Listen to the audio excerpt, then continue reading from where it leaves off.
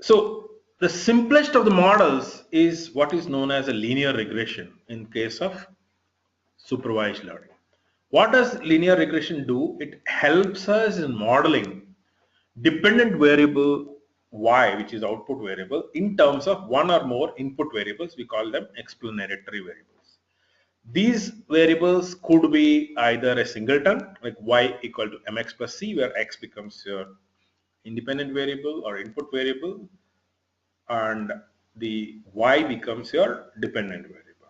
Or it could be multiple linear regression when multiple explanatory variables could be there. So we'll be calling it y equal to m1x1 plus m2x2 plus m3x3. Here, the basic notion is that we will be creating a linear curve fitting for the input data that you have got. So this regressand, which is basically the output, is estimated in terms of one or many regressor variables, which are the input variables. So in pictorial terms, if you see, it's basically looking like if you have a lot of data here, how is the dependence between one variable and the other? So here it's possible that you have a line which is some kind of a fit which tries to minimize the error in terms of distance between data points and the line you've chosen as the model. So your model actually is y equal to beta x plus lambda in this case. So here we talk about the notion of the error, which is least what is called as sum of the squared distance between this point and the other point on the model line, is what is known as giving you the proxy for what known as accuracy. So similarly, if you talk of multiple variables, you talk about creating a model in terms of multiple coefficients for each of the xi's which are going to be represented in the equation which you're talking about. Now, at this point, I would like to go to the tool. So, have you opened the Weka tool and do you get a screen like this? Weka GUI chooser. If not, can you just message me?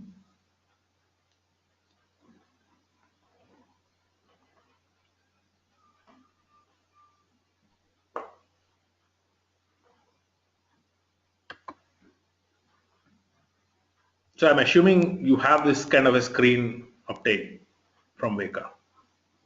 Okay. So at this point, let's click on Explorer. So you see the screen like this.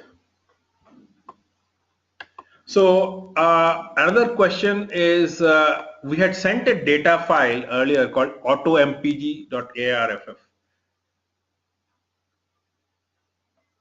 Did you get that? Miles per gallon related data item which we had shown in the previous class, but Nilima had sent that to.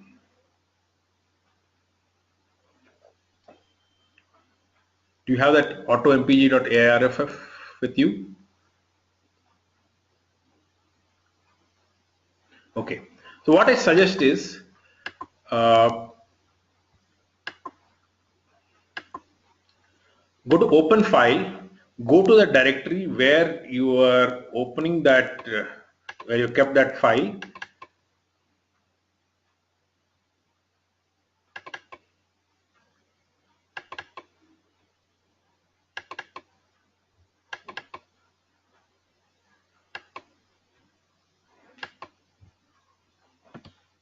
Just open it. So your screen should look something like this. If you have been able to do it, can you revert back saying that it's okay?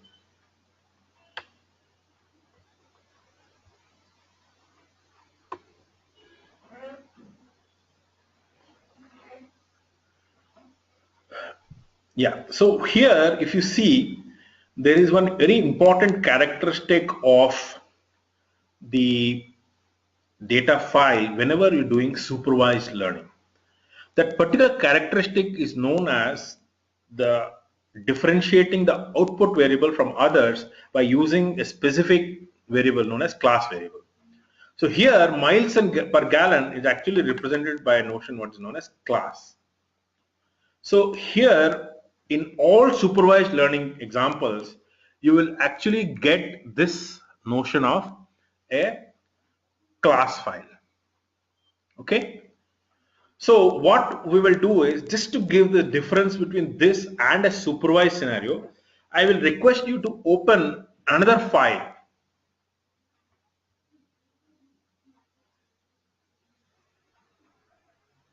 Is the screen not visible? Weka screen?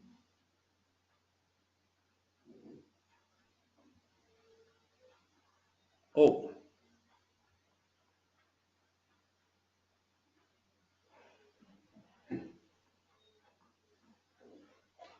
oh, screen. The Weka screen is visible?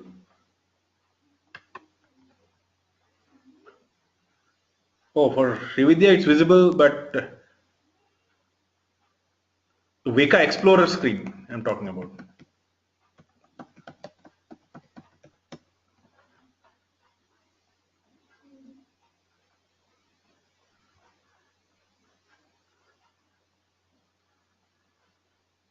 For Srividya it's visible, but for Subha it's not. I'll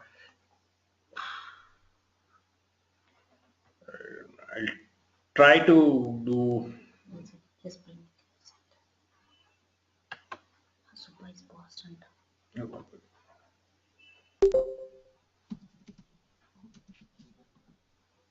Yeah, it got now? Okay. Okay. So here you see that we are able to see the class variable as the outcome variable, output variable for the example of miles per gallon. Just to give illustration of why it is not there in another one, where by that way I'll also refresh on unsupervised learning. Let's go and open that file inside your data directory in Weka called supermarket. Just open that.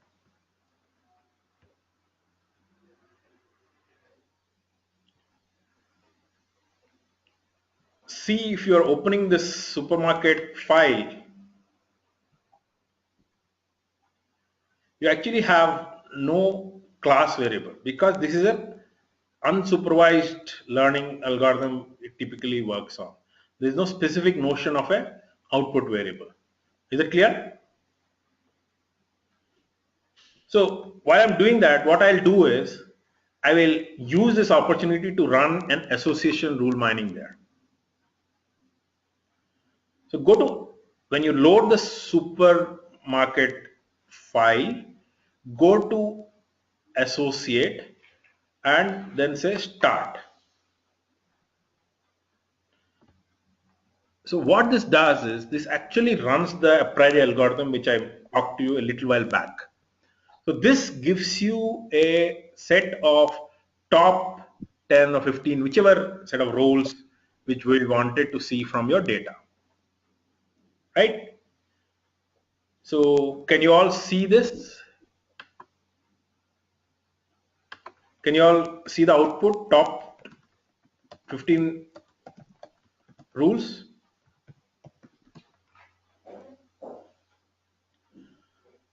So if you see, this is the power of association rule mining.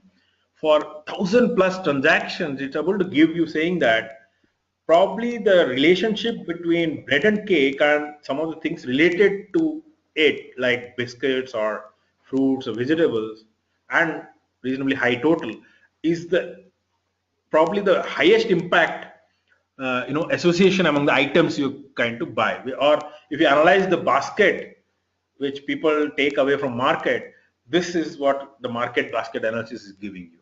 You can, of course, what you can do is you can go to click on the a priori and you can change number of rules to say 25, top 25 rules.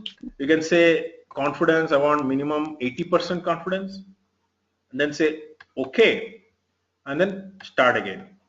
So this will give you a lot more association rules from the same data. So here, so the domination of bread and cake is so high that it is correlated with reasonably large number of input items.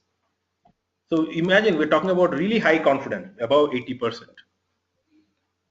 So this is what you can do in real life wherever you have this notion of there is a collection of related items, but you want to identify which subsets of these items are most commonly occurring or associated with each other together.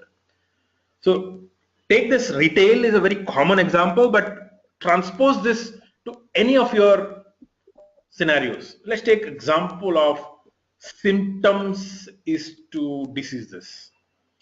It's possible that you may get combination of symptoms associated with specific disease. Is this is one way of looking at it. Or I was giving you example of call data records of police going through when they caught a criminal. What typically call data records will give you is a set of calls that becomes one transaction, right? Then you start to do association rule mining of which guys have been frequently calling each other or multiple people forming a clique. This kind of identification is possible in running an association rule mining algorithm on specific combinations of these rules. Now let's go back to pre-process field and we open the auto MPG file which we had earlier opened.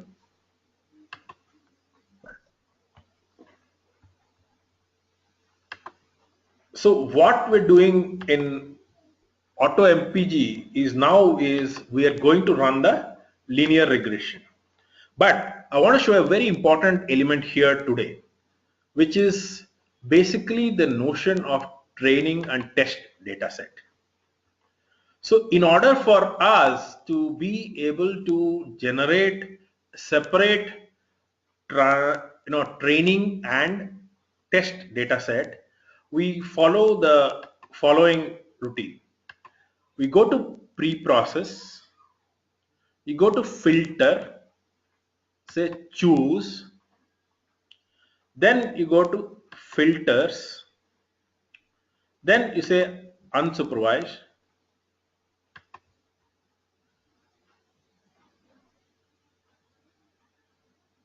then you go to instance, then you say resample. Understood? Again, going to filters, unsupervised, instance, and say resample. So there you get resample minus s minus z 100. At this point, what we want to do is we probably want to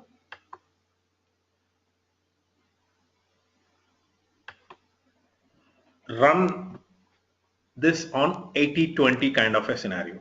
So what does it mean? We want to take 80% of this data as the training set, and then we want to take remaining 20% as test data. So what you do is you want to go to the resample and click on sample size percentage as 80, right? And then you go to no replacement as true. No replacement as true and sample size percentage as 80. Just say OK.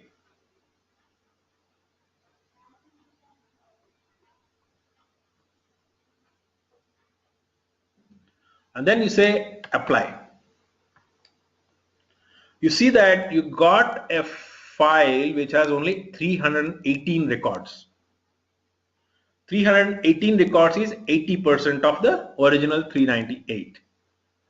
Now what you need to do is you need to save this file as, let's assume, auto mpg/test training 1, just so that this becomes your 80% training sample.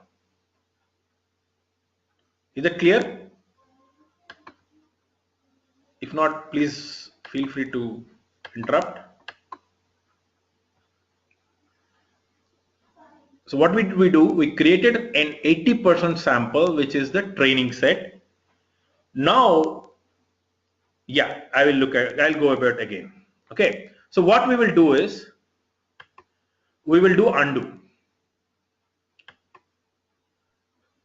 Undo will help us in bringing the set to normal. So we have 398 original, right? So here, as I said, we did choose, we looked at the unsupervised filter, which is resample. Then what did we do is, we looked at creating a resampling with invert selection as false, no replacement as true, and sample size percent as 80, because we want 80% of that, and you don't want any of these guys to be repeated, right? So you want each one unique sample. So when you do this and then apply it, then you get the 80% sample. But then after you do that, you have to undo it so that you can do the 20%, bring the number back to 398. Now you do invert selection equal to true, means you want to go with the remainder of the 80%. Say OK.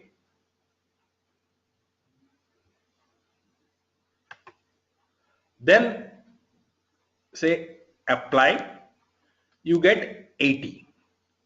All we did is change the top, which is invert selection, you made it true, means it will work on the remainder of the sample. So this will give you a set which is 80. Now this you need to save as auto MPG test. Is that clear?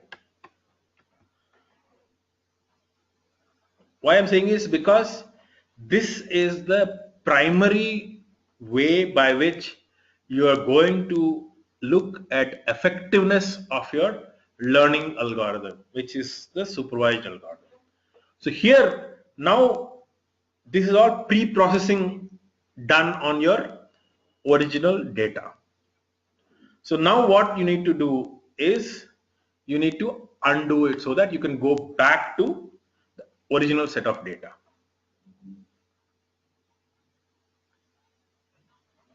Okay, do you want me to repeat?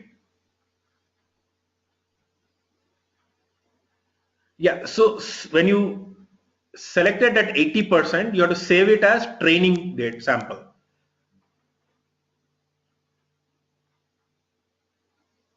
So let me start again. Let us assume this is a start state because I have undone.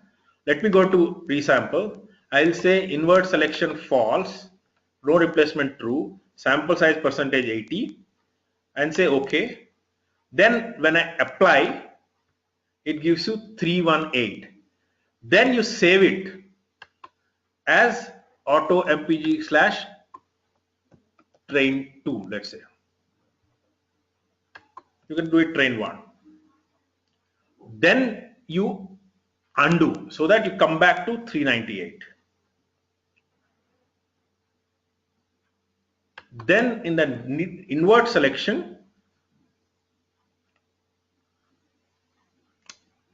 apply button is right after the resample here.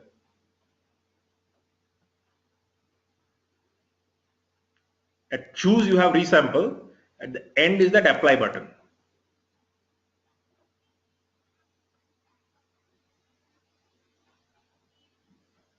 No, you have to undo before you apply the test again. Let me repeat again. Okay. Let's go back to original, which this is the original data set 398. Let's assume you're opening the file auto mpg. Now you go to pre-process, go to choose, go to resample. Now you go to resample. You say invert selection is false, no replacement is true, and 80. Say OK. Then you say apply, which is right there after the current applying current filter. Could you see the apply button? See, this is resample. Immediately after that is apply. So when you apply, you get 318.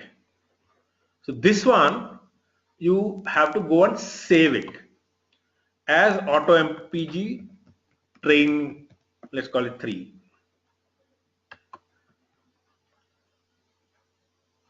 Okay, once you saved it, this is the 80%, which is 318 out of 398. Is that clear, Srividya?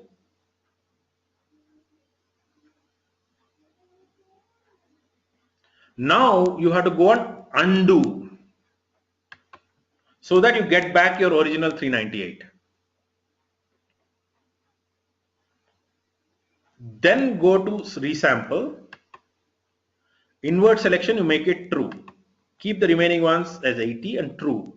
What you want to do is you want to run the sampling on the remainder. Now you say apply.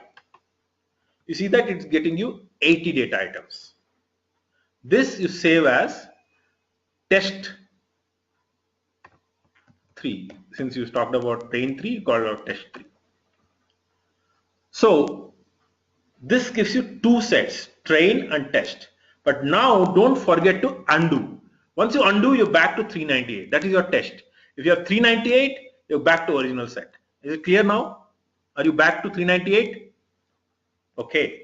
Now you have prepared your two sets of data, right?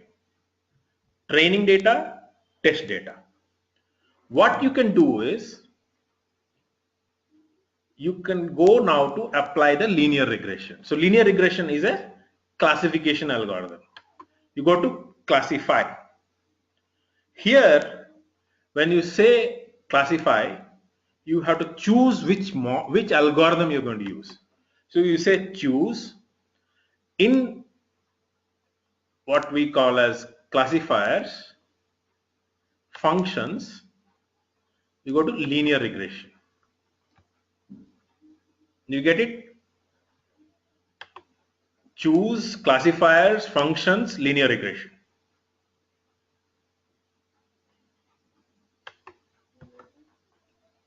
Now, here is where the important element I was talking about earlier. You have to use training set.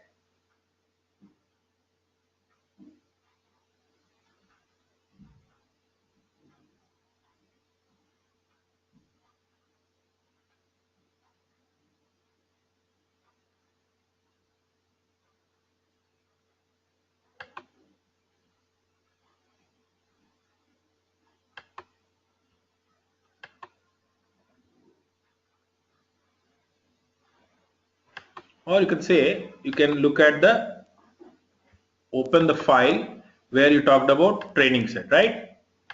You can open that.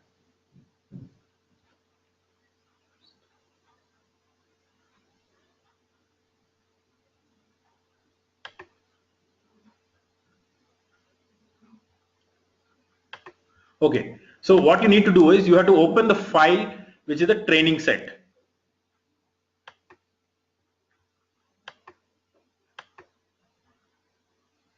Did you open the training set which you had saved it just now? 80% one, 318.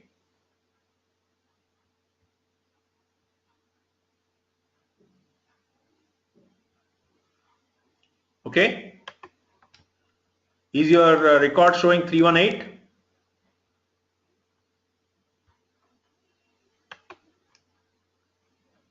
Okay, go to open file again and open that saved file which you had opened earlier, wherever you saved that training file.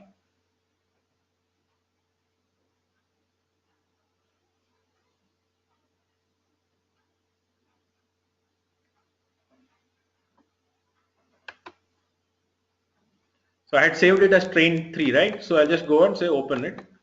So it is showing me 318. Is it opening?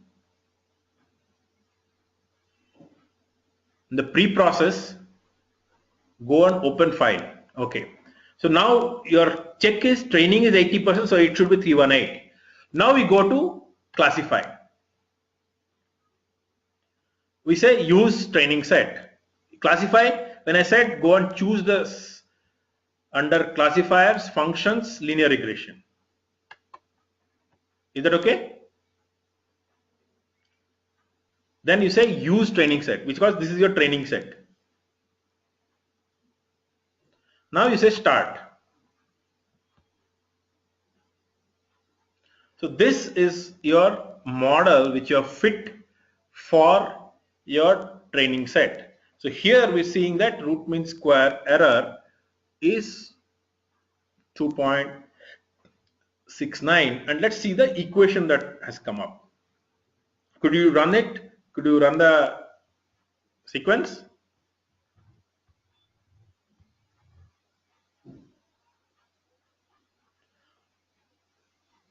Here, if you see, this is the equation we're talking about.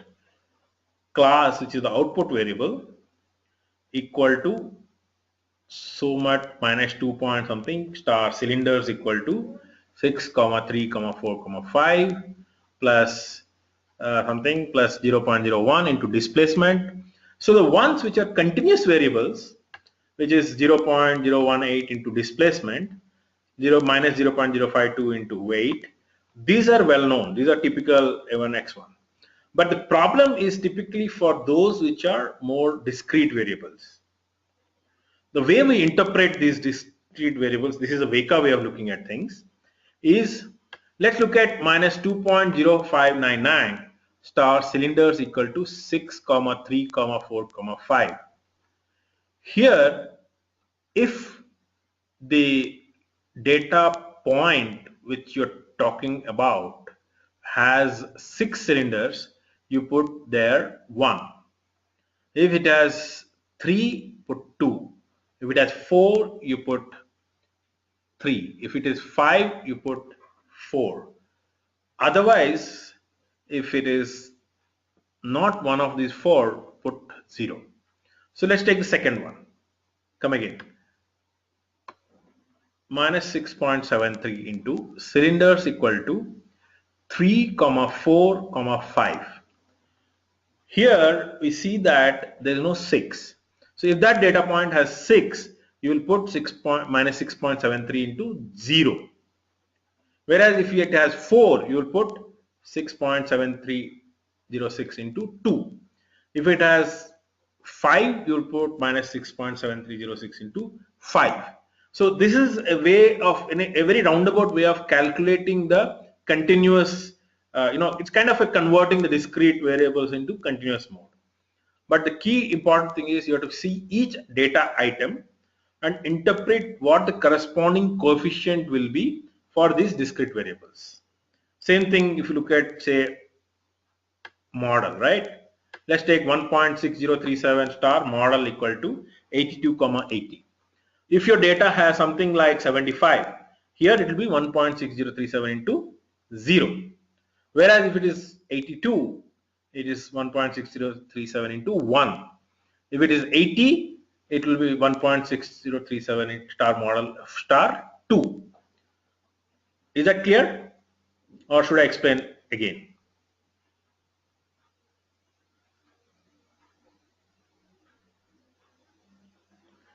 So key thing we're doing here is it's a way of converting a discrete kind of a data item into continuous kind of.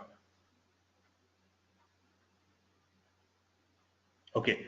So what you do is you go back to pre-process, go and open the, no. What you do is let's open the original file. Let's open the original auto MPG file.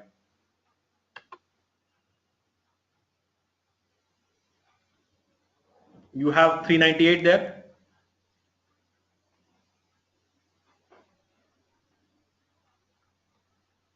Now go to pre-process, go to choose resample, done.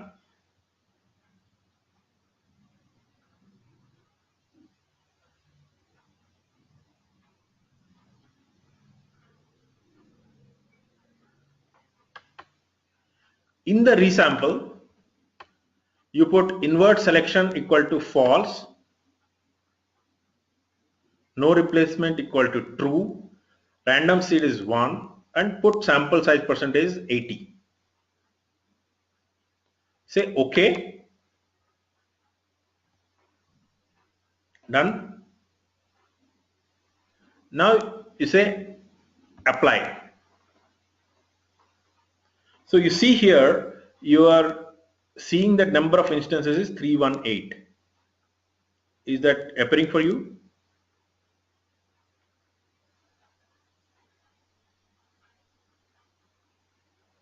Okay. Now what you do is you save this file as AutoMPG train.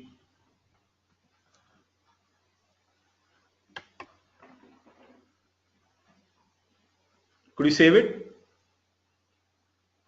So that saved file has 318 instances.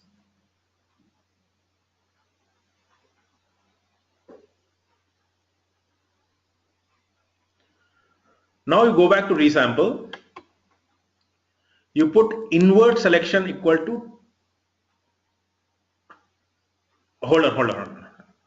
I think what you need to do is you have to first undo. So that number goes back to 398. Is it back to 398 now?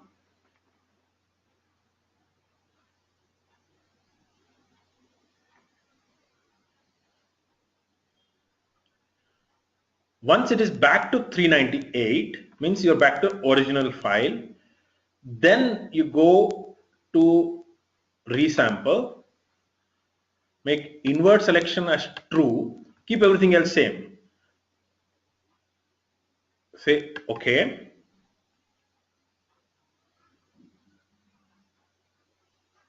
Then apply. Then you will get 80 instances. Instance of 80. Is it clear? Now you save this 80 as your test 4 or whichever. I think you should basically associate with the latest what you have saved as training just before this. So could you save corresponding training and test data, which is train 4 and test 4 in my case?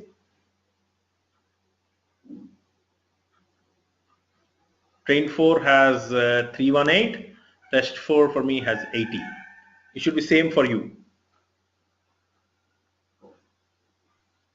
Okay, now you go back to open file and open the latest training file which you opened, which you have saved. It should show 318.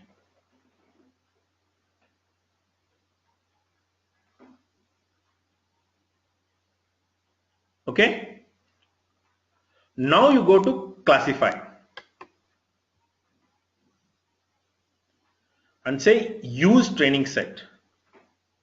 Choose linear regression, which is classifiers, functions, linear regression.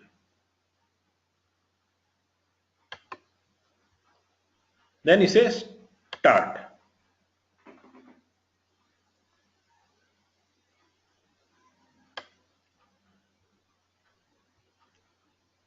So if you go to pre-process, you should see 318. Go to classify, you'll see this equation. Are you able to get this equation?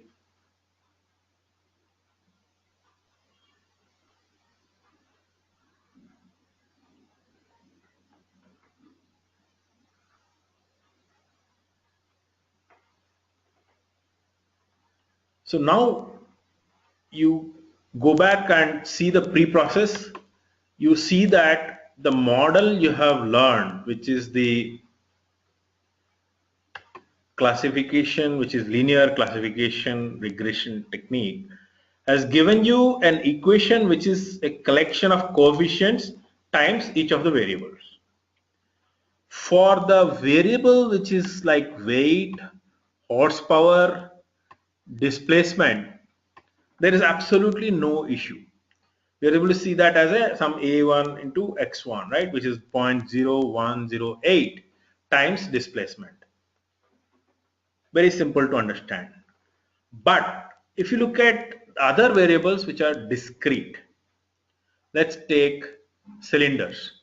They can be 3, 4, 5, 6, right? In case of the first combination, let's take minus 2.099 into cylinders equals to 3, 4, 6, 3, 4, 5. So here, if the data item has 6 cylinders, you will substitute this with 1. So it becomes minus 2.0599 into 1.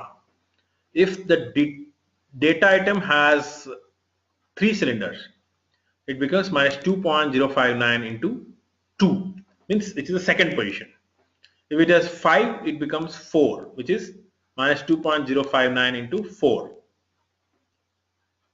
If it's not there, for example, let's take 8.8258 times cylinders equal to 4, 5. So here, if the data item has 3 cylinders equal to 3, then it becomes 0. So 8.8258 becomes times 0. So this is a cryptic way of representing the influence of the discrete variable on the final equation. Is that clear?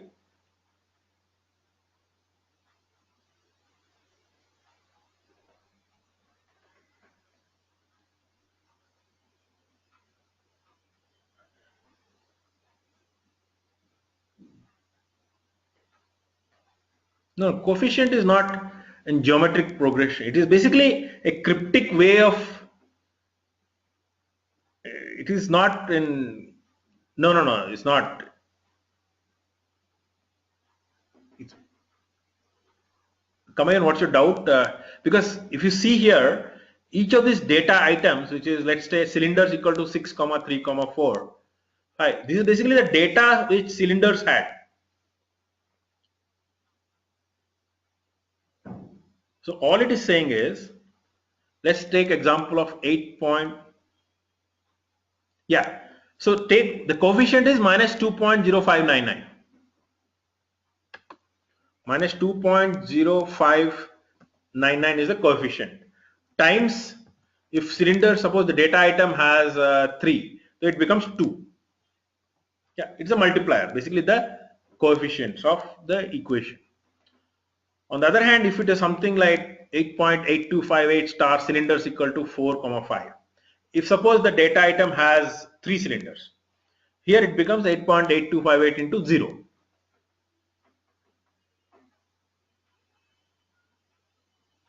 Got it? So let's take model. If you have a data item like,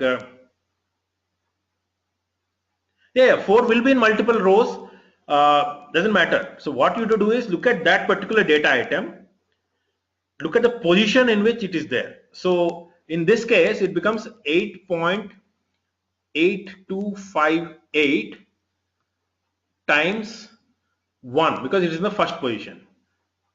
Plus, in the first case, it becomes minus 2.0599 times 4 is in the third position. So it becomes 3 minus 6.7306 times 4 is in the second position. So it becomes 2. So this is how the equation is derived. Whereas 5.2217, which is the next one, in that case, if the cylinders is 4, it becomes times 0. Is it clear? Yes. For discrete, this is one, what it is saying is it is basically trying to identify influence of combinations of these discrete. So instead of capturing, no, this is basically some kind of representation of these are the combinations which are existing and how they are influencing the final outcome. So they have created combinations which are present in the data. So it's saying what is the influence of this kind of a combination, because it is discrete, right? You cannot continuously generate it. So this is a very simple way of generating the a combination of discrete and continuous kind of data. So what did we do till now? We actually did a linear regression on the training set, which was having 318 data items, right? Now what we want to do is for keep the same session, and you say I want to test it by looking at supplied test set, the second button, and open the file which was test 4, right, for me. So got it? Go to supplied test set, set it as the corresponding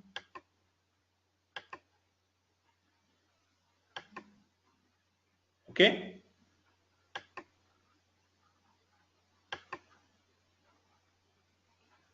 and then you run it.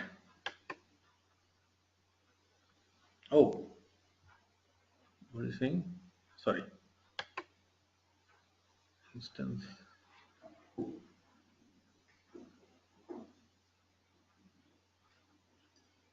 Practice set. Oh, maybe you got to go back to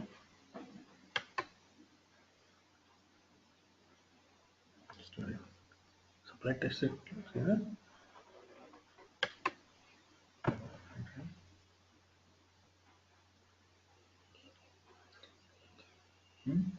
This is the one that is created. Wait a minute. Just hold on 1 minute.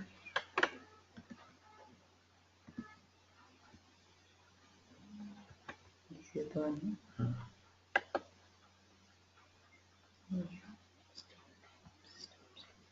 Oh, it's still loading.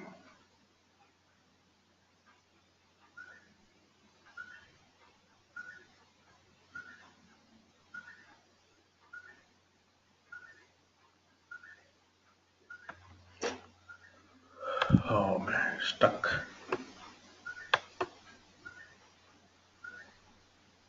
I think it is not loaded the full test set completely. We'll try and restarting again 1 minute.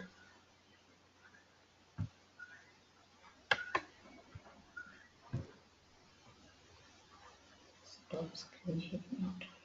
Check. I'm just trying to reload it. Just hold on 1 minute.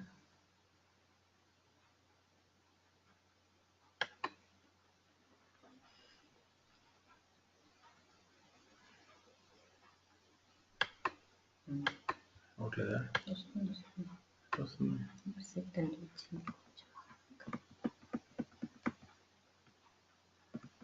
Close चाहिए होता है हाँ ठीक है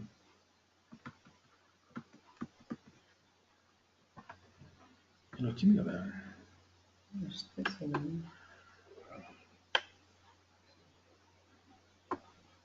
Stop checking.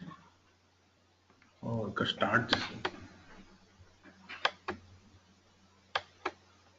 Close చేద్దాం ఇది Control Alt Delete.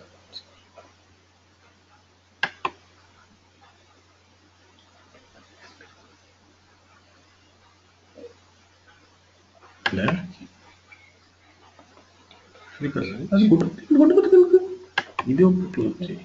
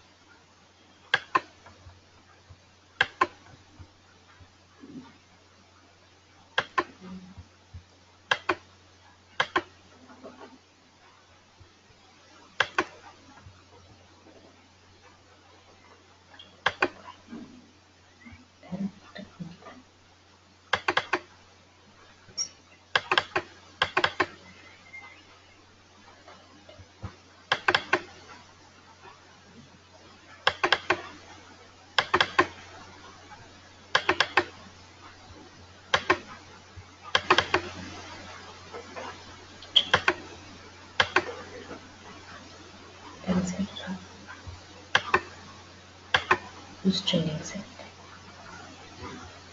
Options. Whose training?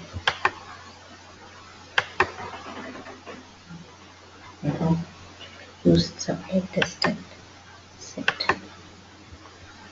Okay, test. Okay. And then from this close. Entrance will ground and ending.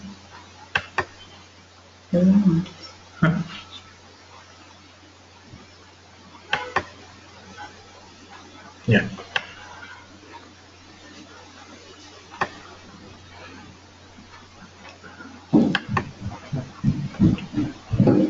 Yeah, so I think there was some issue with JVM, it crashed and it didn't open. Yeah, started. So what we did here is we got that model earlier, right? Which was this model. You already got that model, right? Then you go to supply test set, go to open file, with open the corresponding test which you had created, corresponding to your training set, close it, and then say start. So this, you understood? Basically, go to supply test set, open that file which was the test set for that 80 samples which you had saved, open that file, and then say start. See, total number of instances is 80. So this is the test set on which you're testing your model and you're seeing the effectiveness of the same thing. So you go to, so could you run this? Could you run the using the supplied test set? You got total number of instances is 80.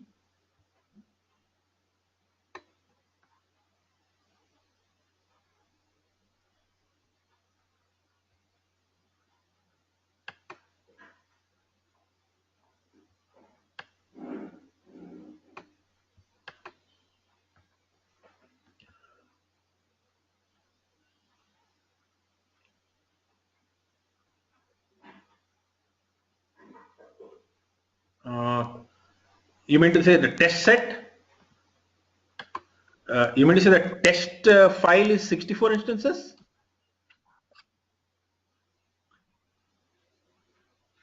No, but earlier when you had selected pre-processed, you have the, let's say you open the original file, so auto mpg. When you do the filter,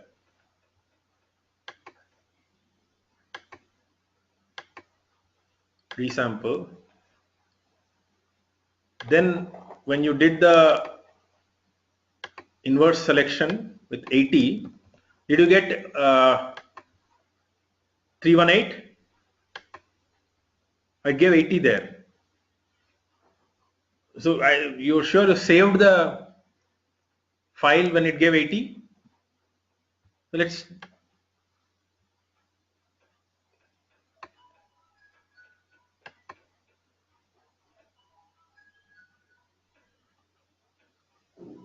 so I think, let me try again. See here, when you're doing resampling, it got 80, sorry, 318. I'm saving it as train 5. Then I'm undoing it.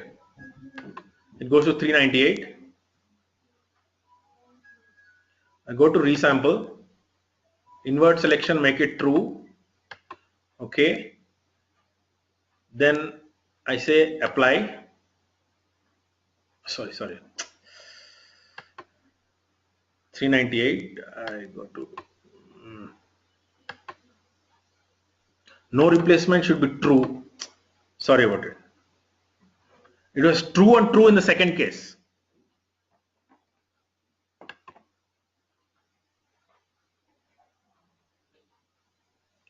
Okay, let me start again. I think that's better. Let me start with the original auto mpg. In first case, when you do resample, it is invert selection false and true. no replacement is true, sample size percentage, okay. Then when you apply, you get 318. It was false and true.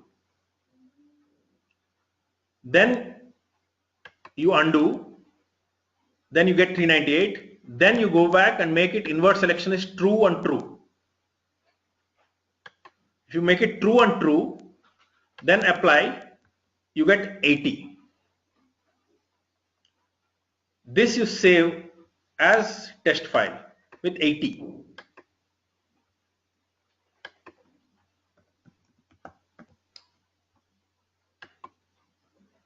Are you getting 80?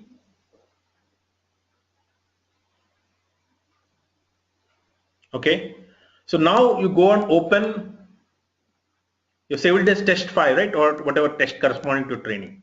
You go and open the train file which you just now saved, which was containing 318 instances.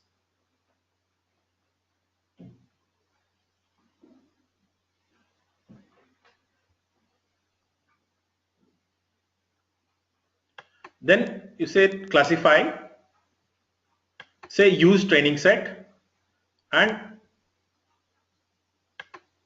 you say start.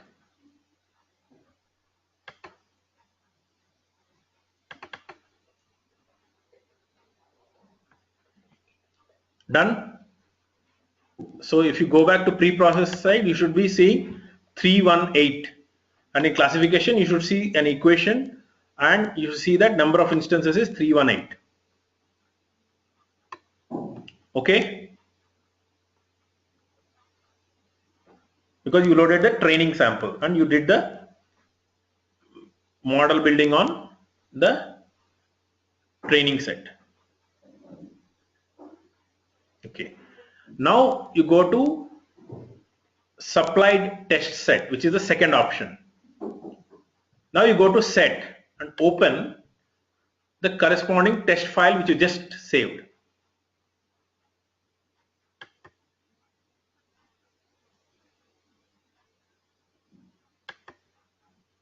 Then when you run it, it is saying evaluation on test set. It is showing number of instances 80, because that's what you had saved when you had done the pre-processing.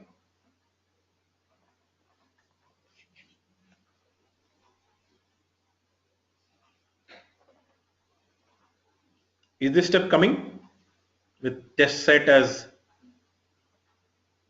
the supplied test set, which is had 80 records?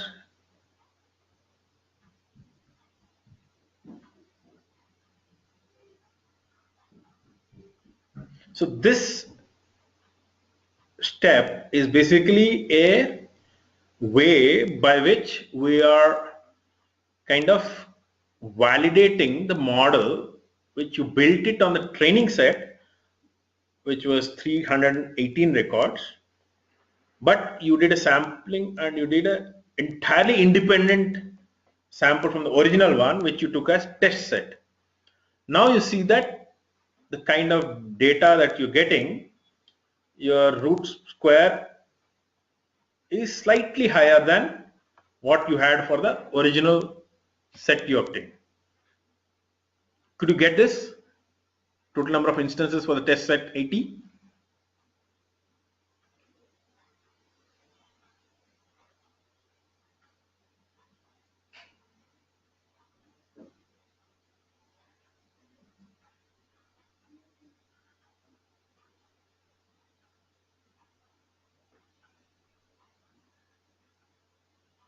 Okay.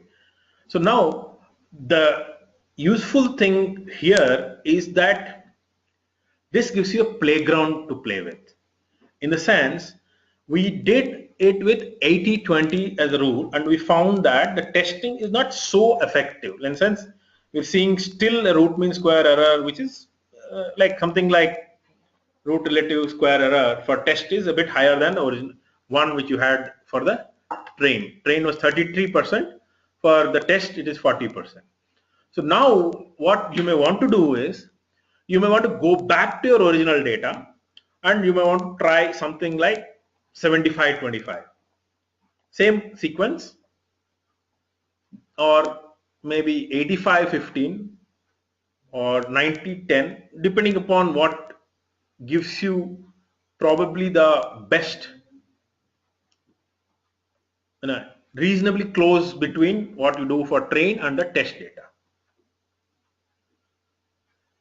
Now I want to show you that is the facility with this tool, and it is your prerogative to understand which ultimate model you will save.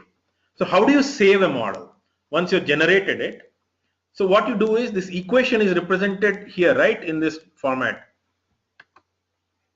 So this is the equation that is generated. So what you need to do is, you go to the execution sequence in the result list and right click, and you can say save the model. So here I am saying auto MPG first model. Oh, I am having a directory issue, but I'll save it. I'll save it in desktop. Save model. You can say auto MPG first, not model. So what does this mean? That model is the binary file which has captured your equation.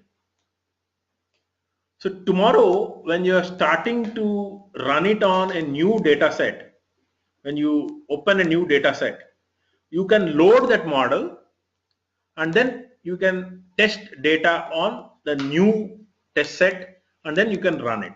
So that is what you can do here. So here, when you can load a model, you can actually clear all of this, and you can load the model. You can say delete. Oh man, I think network is lost. Audio is lost.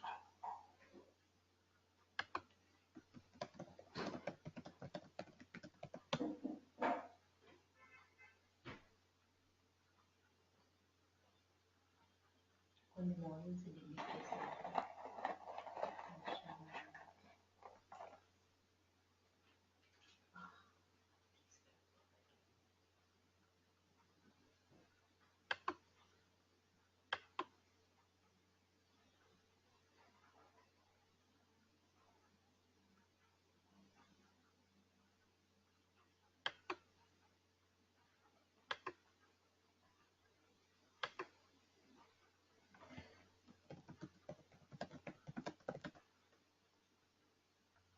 Hello, are you able to hear me?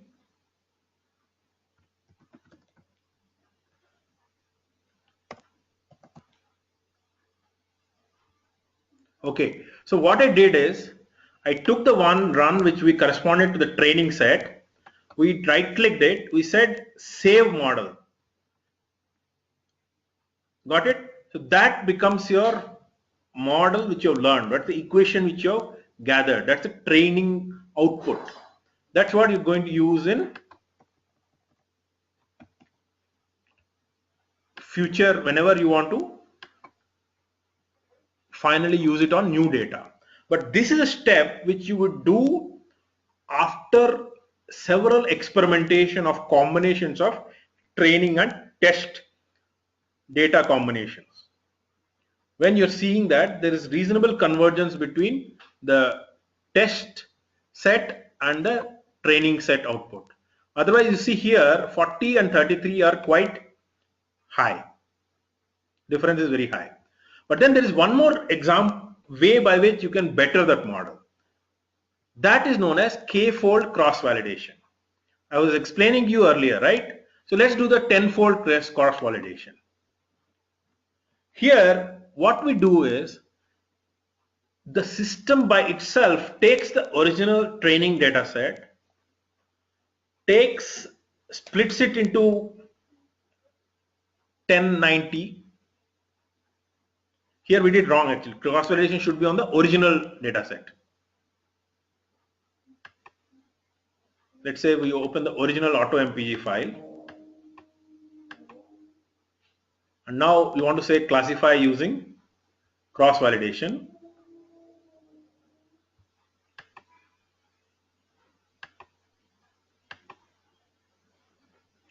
You see that So what cross-validation does is it divides the sample into 10 equal divisions randomly and then converts each one to be 10% test, 90%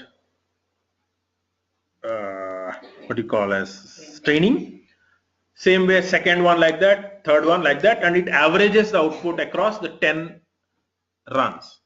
So cross validation is, you can see here, is giving an error of 37% compared to the original test train with 80-20, which was giving you 40. So cross validation is better done on original full 100% data. So it is observed that cross validation typically will give you a better smoothing effect and better result than your own version of train and test. It's not always true, but in case you may want to do a 90-10 in the original, you may get probably better result. There is another option which is given here, which is without you doing anything on the original set, which is 398, you can say I want to run 70-30, or you can say 80-20 here, percentage split. That will automatically do by itself training and test. Here we find that root mean square error is higher. So what we find is there are three options of doing it.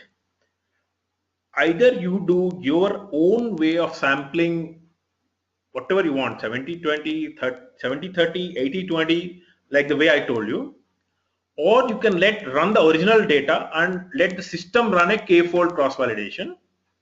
So if it is done say 20-fold, that means it will create 20 samples with division of each of them into what we call as size 5% and then run it against remaining 95%. Let's see how if it's giving better. So here also we're getting similar results. So what we're seeing is you're able to run multiple mechanisms of creating model again and again till you're satisfied. Is that clear? So there is no one global best model. Whether 70 training, 30 training is giving, test is going to give you better, 80-20 is better.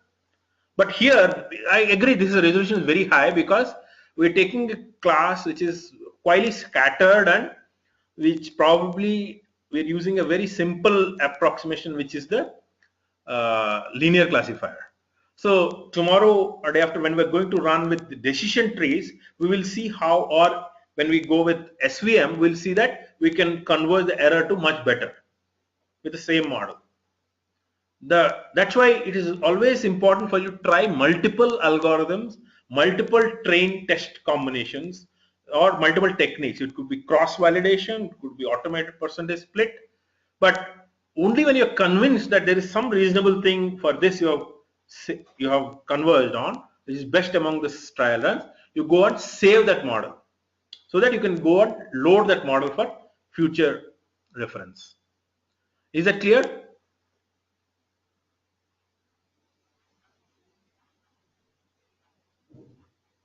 Okay, so what I wanted to do was I wanted to basically show this experimentation part more clearly so that it gives you a tool with which you can run linear regression on multiple models. There are other techniques also, like you can take another filter called Poisson, depending on the distribution. But here we typically assume a what you call a uniform distribution kind of a thing. Tomorrow what we will do is we will cover two important variants of this. One, what we call as decision tree, which is a very different way of approaching the same sample space. Instead of taking a line to interpret as the representation of the sample, we will convert that to something which is more like a decision tree, which is going to partition your space in squares or subsquares, etc., which is probably truly representative for different